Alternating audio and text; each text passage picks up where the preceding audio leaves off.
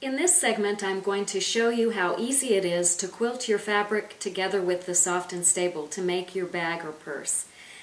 For both of these items, I quilted a layer of Soft and Stable in between my two fabrics so that when I open this up, I've got a cute lining inside plus a fabric on the outside, and I've got good body and stability because my Soft and Stable is in the center. Actually, on this bag, I only quilted the fabric on the top. I didn't put the lining underneath as I quilted it because my lining went in as a separate step. We'll talk about that in a future segment. Right now, we're going to focus on this bag and how I quilted the fabric for it.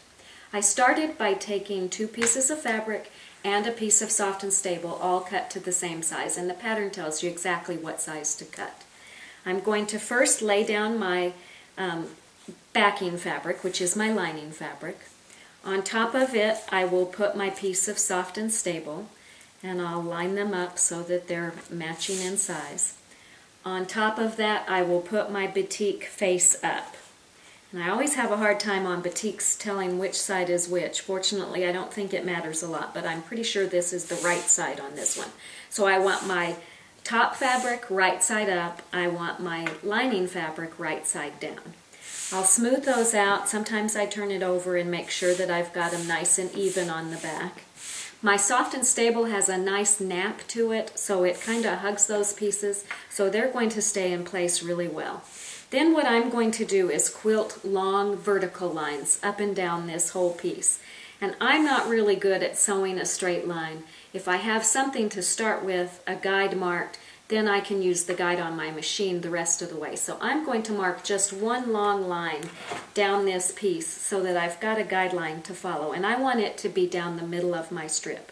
So I'll set my ruler on here at half of my strip's width. I see that I've got a little bit of Soft and Stable extra here.